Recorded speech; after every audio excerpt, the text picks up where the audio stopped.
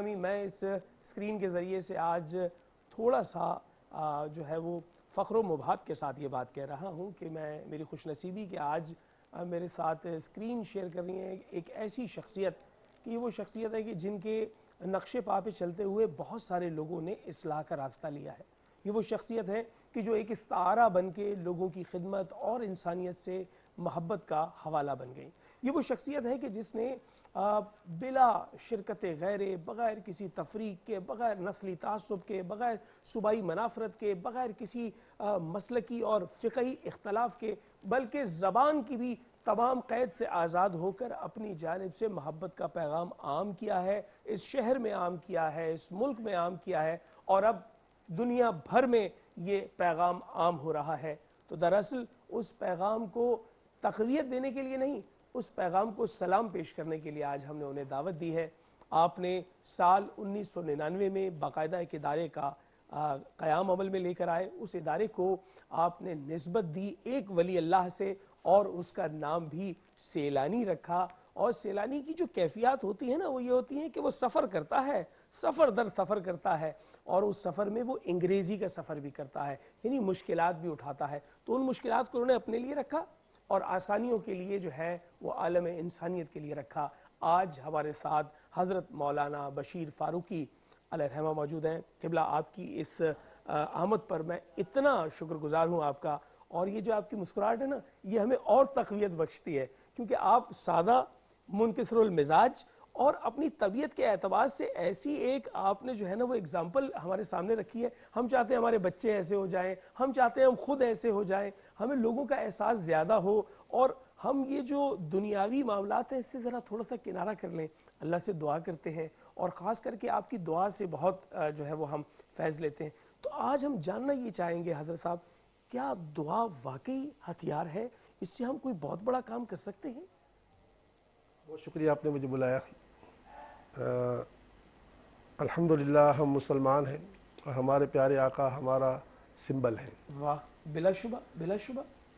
رسول اللہ صلی اللہ تعالی وسلم نے جب 2 ہجری میں جنگ بدر کا معرکہ کیا، ہاں 17 رمضان تھی، جی تو 17 رمضان ابھی آئی نہیں تھی، 17 رمضان کی رات آئی تھی، ابھی جی، شب تھی۔ شب تھی ابھی۔ تو آپ کو قیامت تک کے لیے پیغام دینا تھا، اور یہ پیغام دینا تھا کہ دعا مومن کا ہتھیار ہے۔ ہاں بظاہر تو 8 گھوڑے تھے، وہاں 1000 گھوڑے تھے، ہاں ہاں ہاں، سمجھے، اور 1000 آدمیوں کے پاس زرہ بھی تھی، واہ واہ، اور سب ساز و سامان حرب سے لیس تھے۔ بالکل۔ اور یہاں تو 8 گھوڑے تھے، چند تلواریں تھیں، نہ برچیاں تھیں، نہ بالیں تھے، نہ جی زرائیں تھیں۔ تو ہمارے آقا نے یہ قیامت تک کے لیے میسیج دینا تھا کہ میرے غلاموں سن لو، اصل ہتھیار جو ہے نا وہ دعا ہے۔ واہ واہ واہ واہ واہ، تو اس لیے رات کیا کو سرکار نے جو ہے وہ خوب اللہ سے دعائیں مانگی، اللہ، اور وہ ناز بھری دعا نہ پہلے کوئی مانگ سکا ہے، نہ کوئی آئندہ مانگ سکتا ہے، ایسی بلا دعا مانگ۔ شبہ بلا شبہ، ایسا ہی ہے۔ اس دعا میں آپ نے اللہ تعالیٰ سے عرض کر دی، یا اللہ یہ مٹھی بھر لوگ اگر کل کامیاب نہیں ہوتے اللہ تو پھر قیامت تک تیرا نام لینے والا کوئی نہیں بچے گا۔ اللہ اللہ، یہ ناز والا انداز تھا۔ اور پھر جو صبح میدان کارزار میں چلے تو یہ پیغام دے دیا کہ دعا پہلے ہے، دوا بعد میں۔ کیا عمدہ بات ہے، کیا خوبصورت بات ہے حضرت صاحب۔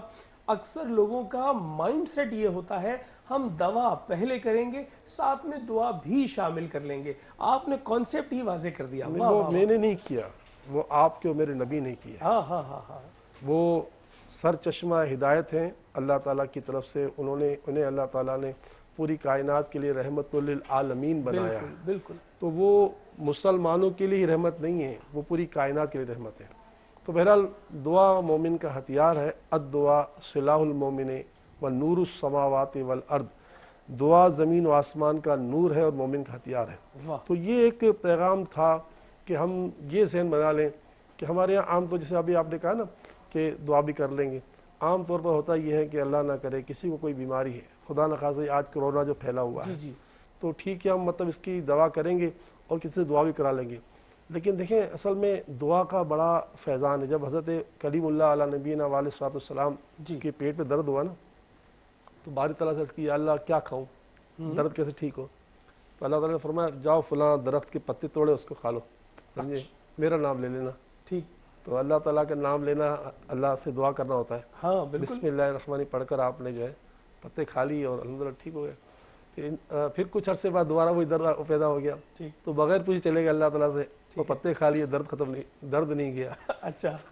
کہا یا اللہ یہ وہی درخت ہے, یہ وہی درد ہے, وہی سب کچھ ہے, لیکن درد ختم نہیں ہوا. سمجھے وجہ کیا ہے کہ اس وقت تم نے دعا مانگی تھی, یعنی تم نے میرا نام لیا تھا. ہاں اب تم بغیر نام لے کے تم نے یہ پتے کھا لیے. کیا بات. پتہ چلا کہ مطلب یہ نہیں کہ جو نا یہ جو ہے نا ہم دعا کو بہت بڑا سہارا بنائیں. اچھا آج کورونا کا بھی ایک علاج پتے سے دنیا نے دیکھ لیا. جی جی وہ ایک ریسرچ سامنے آئی ہے. ہاں وہ ریسرچ جو ہے نا وہ تو آج سامنے آئی ہے نا, مگر میرے آقا کی حدیث پاک ہے جس کا خلاصہ یہ ہے کہ اگر موت سے بچنے کی کوئی دوا ہوتی تو ثنا ہوتی. اگر موت سے بچنے کی کوئی دوا ہوتی تو ثنا ہوتی. موت سے بچنے کی کوئی دوا ہوتی یا علاج ہوتا تو ثنا ہوتا. یہ ثنا مکے شریف میں پہلے پیدا ہوتی تھی, اب تو خیر دنیا بھر میں پیدا ہوتی ہے, پاکستان میں بھی. تو یہ ثنا جو ہے یہ ایک ایسا پتا ہے چھوٹا سا کہ اگر بندہ جو ہے مطلب یعنی کہ اس کو 1.5 چمچ جتنا پانی میں ڈال کے ابال لے, اس پانی کو 2 کپ کو 1 کپ کر لے, اور کہنے والے کہتے ہیں, یقین والے کہتے ہیں اگر صبح کورونا ہوگا تو رات ختم ہو جائے گا. واہ واہ واہ واہ. اگر اس 2 کپ کو 1 کپ کے کر کے پی لے پورا دن میں 2-3 مرتبہ تو ختم ہو جائے گا. تو بہرحال دعا بہت بڑی. تو ہم نے یہ کیا کہ ثنا کے لیے ہم نے شرط لگا دی کہ ثنا پینے سے پہلے 12 مرتبہ پڑھنا پڑے گا بسم اللہ الرحمن الرحیم. واہ واہ. اور 12 مرتبہ پڑھنا پڑے گا درود شریف صلی اللہ علیہ وآلہ وسلم, تاکہ اس کی برکتوں سے سب کچھ ہو جائے. کیا عمدہ. اچھا حضرت صاحب ایک اور چیز دیکھیں, نوجوان ہمیں سن رہے ہوتے ہیں, آپ کو معلوم ہے کہ مذہب حقہ دین مبین سے رغبت رکھنے والے لوگوں کی تعداد کتنی بڑی ہے, اور کتنی بڑی تعداد ہے جو اس طرح علم نہیں رکھتی دین کے حوالے سے. تو میں اس سبب سے آپ سے یہ سوال پوچھ رہا ہوں کہ یہ جو استخارہ ہے دراصل کیا اسے آپ اللہ تعالیٰ اللہ عز و جل سے مشورہ قرار دیں گے, یا اس کی رضا جاننے کا ایک سبیل قرار دیں گے, یا استخارہ بھی دعا کی کوئی شکل ہے؟ دیکھیں یہ تینوں باتیں آپ کی درست ہیں. دعا کی شکل بھی ہے, اور مشورہ بھی ہے, اور مدد بھی ہے. ہمارے پیارے نبی صلی اللہ علیہ وسلم جو ہے آپ کی ذات نے صحابہ کرام کو استخارہ بہت سکھایا. جی. اچھا ایک استخارہ کیا جاتا ہے اپنی ذات کے لیے. جی. تو اب کیا ہے کہ اس زمانے میں لوگ خود اپنی ذات کے لیے استخارہ کر لیتے تھے. ٹھیک ہے. اور اس استخارے کے لیے نہ نماز ان کو پڑھنی پڑتی تھی, نہ ان کو مطلب یعنی کہ جو ہے رات کو سونا پڑتا تھا. بالکل ٹھیک. کیونکہ اس استخارے دعا ہے نا, وہ دعا انسان کا ذہن جو ہے ایک طرف لے آتی ہے. وہ دعا ہے جو ہم پڑھتے ہیں اللہم اغفر لی واختر لی ولا تکلنی الی اختیاری. اس کا خلاصہ یہ ہے کہ اللہ میں وہ اختیار کروں جو کرنا چاہیے, مجھے میرے اختیار پہ نہ چھوڑ. ولا تکلنی الی اختیاری, میرا اختیار کچھ بھی نہیں. تو جب بندہ یہ دعا پڑھے گا, صحابہ کرام کو سرکار نے سکھایا. اب صحابہ کرام جو پڑھتے تھے نا تو الحمدللہ وہ خود ہی ہو جاتا تھا کہ بھائی یہاں شادی کرنی چاہیے, یہاں شادی نہیں کرنی چاہیے, یہ سفر کرنا چاہیے, یہ سفر نہیں کرنا چاہیے, یہ کاروبار کرنا چاہیے, یہاں کاروبار نہیں کرنا چاہیے, اس کے پڑوس میں گھر لینا چاہیے, اس کے پڑوس میں گھر نہیں لینا چاہیے, یعنی ہر چیز. اور یہ آج بھی الحمدللہ 100% اللہ تعالیٰ یہ نور عطا کر سکتا ہے جس کو چاہے. تو ہم جو خود استخارہ کرتے ہیں, اگر میں خود مجھے کوئی کام ہو تو مجھے تصویر لینے کی ضرورت نہیں ہے. میں یہ دعا پڑھوں تو مجھے تکرار کروں, میں 100 200 400 بتا پڑھ لوں تو آپ کا خود ذہن مائل ہو جائے گا, وہ ہر ایک کا ہو جائے گا. کیا بات ہے. لیکن اگر مجھے کرنا ہے آپ کا استخارہ تو آپ کو پھر جو ہے وہ مجھے تسبیح کے سہارا لینا پڑے گا. وہ تسبیح مجھے بتا دے گی کہ میں آپ کو یس کہوں یا نو کہوں. ٹھیک ہے. اچھا حضرت صاحب میں اگر آپ سے ایک استخارہ کرواتا ہوں, یہ میں لوگوں کو سمجھنے کے لیے بات کہہ رہا ہوں, اور آپ نے اس استخارے میں مجھے یہ جواب دیا کہ یہ عمل آپ کے لیے درست ہے, ہاں. اب جب آپ نے ہاں کا مجھے جواب دے دیا اور کسی بھی وجہ سے وہ عمل میں نہیں کرتا, تو کیا مجھ پہ کوئی کفارہ ہوگا یا میرا کوئی گناہ ہوگا؟ دیکھیں استخارے کے جواب ہوتے ضنی, اور اس پر عمل نہ کرنے والے کو کوئی گناہ نہیں ہے. لیکن ادب کا تقاضا یہ ہے کہ اگر آپ نے اگر اللہ سے مشورہ لینا تھا نا تو سوچ ہی لینا تھا. ادب کا تقاضا یہ ہے کہ اس کو آپ دیکھیں اللہ تبارک تعالیٰ کی بارگاہ میں نا نافرمانی اتنی بری نہیں ہے جتنی بے ادبی بری ہے. اللہ اللہ اللہ. پورے قرآن پاک میں آپ اٹھا لیں, کسی بھی عمل کے لیے اللہ نے یہ نہیں فرمایا کہ میں تمہارے سارے اعمال تباہ کر دوں گا, ان تحبط اعمالکم, تمہارے سارے اعمال برباد ہو, تمہیں پتہ بھی نہیں چلے گا. مگر ایک ہی عمل ہے, میرے نبی کے دربار میں تم پہنچے اور تم نے اپنی آواز اونچی کر لی, اللہ, تو تمہاری ساری نیکیاں عقارت ہو جائیں گی. کیا یعنی آپ سوچیں تو صحیح کہ نبی کے دربار اونچی بات کر لی, آواز اونچی کرنے پر اللہ اللہ سارے اعمال. تو یہ قرآن کہہ رہا ہے. پتا چلا ادب ایک ایسی چیز ہے, کہیں نہیں کہا کہ بھائی شراب پینے سے زندگی میں نکی چلی جائیں گی, جھوٹ بول, ٹھیک ہے گناہ بہت بڑے ہیں, بڑے بڑے گناہ ہیں, لیکن یہ نہیں کہا کہ تمہاری زندگی جل جائیں گی. تو ادب بہت بڑی چیز ہے بھائی. تو اگر کوئی آدمی استخارہ کروائے اور اس کو مذاق سمجھے تو اس نے اس کی بے ادبی کی. بے ادبی. اور بے ادبی جو نا کہ وہ بڑا مشہور مقولہ بھی ہے نا, با ادب با نصیب, بے ادب بے نصیب. کیا بات. اچھا حضرت صاحب میں یہ جاننا چاہوں گا کہ ادارہ سال 1999 میں قائم ہو رہا ہے. اچھا آپ کا سرنیم نہیں ہے سیلانی, آپ کا کوئی خاندانی پس منظر نہیں ہے سیلانی, لیکن کیا یہ بات درست ہے کہ کسی ولی اللہ کے نام سے یہ مستعار لے کر نام رکھا گیا تھا؟ یہ پورا کا پورا مستعار ہے. آہا. دیکھیں اصل میں خواجہ محقق الدین سیلانی جو ہیں یہ اللہ کے ایک بہت ہی کامل ولی گزرے ہیں. 350 سال ان کو دنیا سے رخصت ہوئے گئے, 3 صدیاں ہوئے. تو ہم لوگ ان سے بے پناہ عقیدت رکھتے ہیں, اور ان سے ہی نہیں بلکہ ساروں سے رکھتے ہیں, سبھی اولیاء سے رکھتے ہیں. کیا بات ہے. کیسے آقاؤں کا ہے بندہ رضا, بول بالے تیری سرکاروں کے. واہ. جتنے بھی اللہ کے پیارے ہیں سب سے ہی آپ کا. دیکھیں نا ہم نماز پڑھتے ہیں, کبھی ہم نے غور کیا کہ ایک دعا اللہ نے پوری کروائی پھر دعا کروا رہا ہے, اہدنا الصراط المستقیم, اے اللہ مجھے سیدھا راستہ دکھا. اثر چلا. ہاں اب یہ دعا پوری نہیں ہے کہ پوری ہے نا جی, لیکن اللہ تعالیٰ کو یہ گوارا نہیں کہ یہاں بات ختم کر دے. کہا صراط الذین انعمت علیہم, اللہ چلا ان کا جو تیرے انعام یافتہ بندے ہیں. تو جو اللہ انعام یافتہوں کو ہر بار یاد کرواتا ہے, آپ کہہ دو کہ یار انعام یافتہ کی کیا ضرورت ہے, ولیوں کی کیا ضرورت پڑی ہے. کیا بات ہے. جی جی حضرت صاحب جی, ماشاءاللہ ماشاءاللہ. کہ ولیوں کی کیا ضرورت پڑی ہے بھائی, اللہ تو ہر جگہ قبول کرتا ہے, مزار پہ جا کے دعا کرنے کی کیا ضرورت پڑی ہے بھائی. یہ تو قرآن فاتحہ کہہ رہی ہے, کہہ رہی ہے کہ دیکھو اگر یہ دعا مکمل ہے کہ اہدنا الصراط المستقیم, اللہ سیدھا راستہ چلا, لیکن اللہ تعالیٰ فرماتا ہے نہیں آگے بھی بول صراط الذین انعمت علیہم, کہ میرے پیاروں کے راستے چلا. تو کہنے کا مقصد ہے کہ خواجہ صاحب سے ہماری بے انتہا عقیدت ہے اور رہے گی. بس انہی کے نام سے کام شروع کیا. اور آپ کو ایک بات پتہ ماننی پڑے گی کہ آپ کسی ایوان صدر کے پاس چلے جائیں, باہر کھڑے بھوکے آ جائیں گے. ایوان وزیر اعظم بھوکے, کسی ولی اللہ کے پاس جائیں گے بھوکے آئیں گے نہیں. کیا بات ہے بھائی. بھائی ماشاءاللہ ماشاءاللہ, آپ سلامت رہیں. کیا عمدہ نقطہ بیان کیا کہ بھوک کا کیا معاملہ ہے. یہ کیسے کریم لوگ ہیں کہ آنے والے کو کھانا ضرور کھلا دیں گے, پانی پلوا دیں گے, شیرنی دلوا دیں گے. کوئی آدمی جائے گا نا, آپ پڑھے ہوں گے تو کوئی آپ کے اس پہ جیب میں کوئی ڈال دے, کوئی بندہ ڈال دے گا. تو اصل میں ان پیاروں کا طریقہ تھا کہ یہ مزارات کا اعجاز یہی ہے کہ یہ وہ کھانے کا بندوبست. اچھا دوسری بات یہ, کسی کو گھر سے کوئی نکال دے, وہ کہاں جائے گا, مزار میں جائے گا. کوئی بیچارہ بھٹک گیا, نشے میں چڑھ گیا, اس کو کون پناہ دے گا, مزار پہ جائے گا. یعنی کوئی کسی کو پناہ نہیں دیتا. یہ ہم ان کی حوصلہ افزائی نہیں کر رہے, لیکن حقیقت تو ماننی پڑے گی نا بھائی. آخر اگر ہمارا سگا بھائی بھٹک گیا تو کیا کریں گے. کیا کریں گے. بڑے بڑے لوگوں کے بیٹے بھٹک گیا جاتے ہیں تو وہ ان کو کوئی پناہ نہیں دیتا. نہ کوئی ایسا ان کے لیے شیلٹر ہے, نہ کوئی شیڈ ہے, کچھ بھی نہیں. وہ اللہ کے ولی مزار پر پڑے رہتے ہیں. تو ٹھیک ہے وہ سب کچھ ہے, لیکن یہ جو کہتے ہیں نا یار مزار میں بھنگاڑی پڑے ہوتے ہیں. اچھا بھنگاڑی ہے تو انسان نا. اچھا تم کو ایک گناہ نظر آتا ہے ان کا, بھنگ پینا یا چرس پینا, لیکن دوسرے جو بڑے بڑے رشوت دیتے ہیں, جن کے لیے فرمایا الراشی والمرتشی کلاہما فی النار, رشوت دینے والا لینے والا دینے والا دونوں جہنمی ہیں. اور سوچیں حضرت عمر بن عبدالعزیز کے پاس ایک سیب بندہ لے کر آیا, تو آپ کو حضور ہی قبول کریں. تو کہا کہ میں نہیں لے سکتا, تو رشوت ہے. تو کہا حضور یہ تحفہ ہے. کہا میں امیر المومنین ہوں نا, اس لیے تم دے رہے ہو.